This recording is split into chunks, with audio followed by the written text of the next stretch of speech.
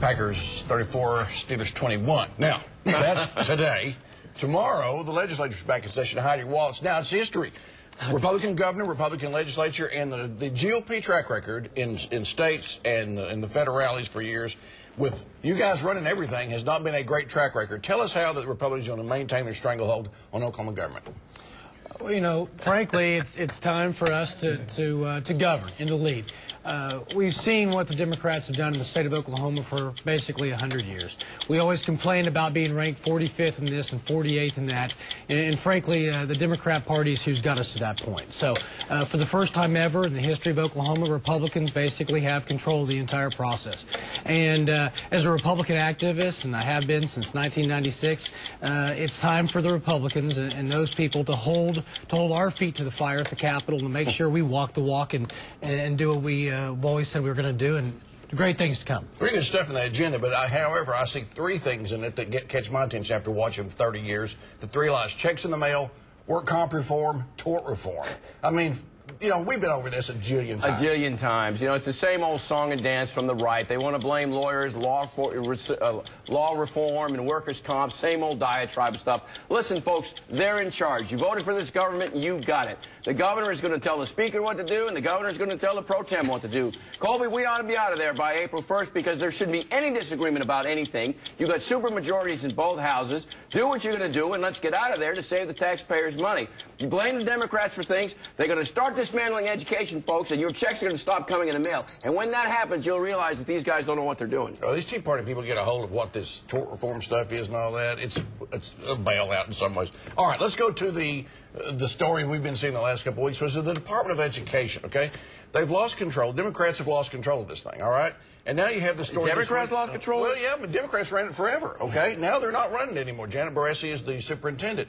And we find out that Sandy Garrett deleted all her emails. The board acted like 5-year-olds. Richard, what's going on over there, and is it going to be bipartisan to fix this mess at the Department of Education? Well, it's not going to be bipartisan because I understand that what they want to do, this system has worked for years and years of checks and balances. That's why we have the board. And now what they want to do, because of their arrogance of power, they want to dismantle it all and give her dictatorial authority on what to do over education. Folks, the idea on the right is, the ultimate objective here is to dismantle public education and go to charter schools and do all of that to lessen our educational system. By the way, the hiring system should be on a professional basis. What they ought to do over at the insurance department, too, is do that on a professional basis. Instead of hiring political hacks, I suspect the same thing is going to happen at education. A bunch of political hacks are going to be hired. Touche. But, I mean, the folks that were outgoing did not do themselves any favors with the public acting like churlish 5-year-olds. Not at all. Not at all. And Richard, listen, our goal is not to dismantle public education. It's quite the opposite.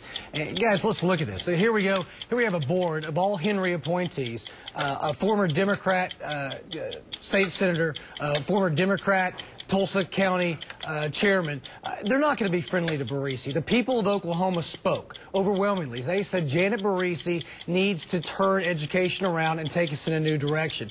And in doing so, she needs to have the ability to hire the people she wants. And then to get, like you said, childish, to have a former Democrat state senator act like a sexist pig in a public meeting is horrible. By the way, did I show you my time? Okay. Hey, let's just stay with this right now and go up to the federal level.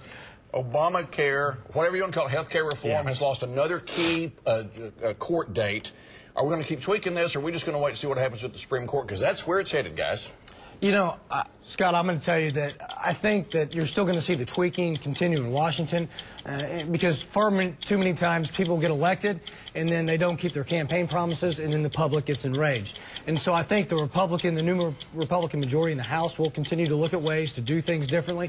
But no, Richard's going to tell you this is going to make its way through the court. That's why we have our third branch of government. That's why it's there, so to determine the constitutionality of a law. And I think it ends up there, and ultimately it's probably where it should be. And by the way, we're the legal analyst about this. What about is the whole part about you have to buy insurance? That's the issue, right? No, it's not. Well, it's the issue for them. Again, it's a red herring issue. Folks, it's a 2-2 tie. 2 federal courts have said it's legal, 2 said it's illegal. It's going to end up in the Supreme Court. But what the Republicans in the House want to do is they want to protect major insurance companies against your best interest. They don't want you to have seniors. They don't want you to be covered in the donut hole. They want to balance the budget by having the seniors pay back the money that was paid to them since August to fix that donut hole. And by the way, government tells us what to do many times. You pay tax penalties when you don't pay it on time, and you have to buy auto insurance. It's a red herring. They'd rather protect corporations than protect people. Auto insurance is a demand of the state government. It's a government not the federal government. It's a government requirement. It's a red herring. They'd rather protect corporations than protect people. You have me at donuts. Okay, let's go real quick. Got 1 minute left.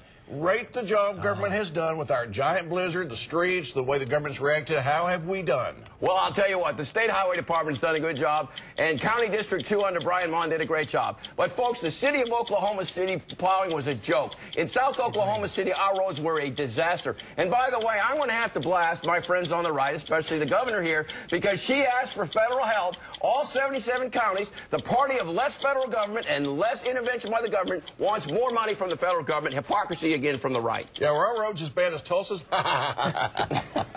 Listen, I'm going to say the same thing to dovetail what Richard said. City of Oklahoma City, wake up. There's a county west of here. It's called Canadian County, and you have large population of citizenry that lives in it, including me.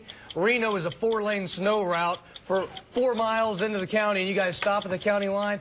What a joke. Seriously. I'm with Richard on this. City of Yukon, City of Mustang did fantastic jobs. On Wednesday. Let's get it better this time, No problem for Packer fans. Back to you guys.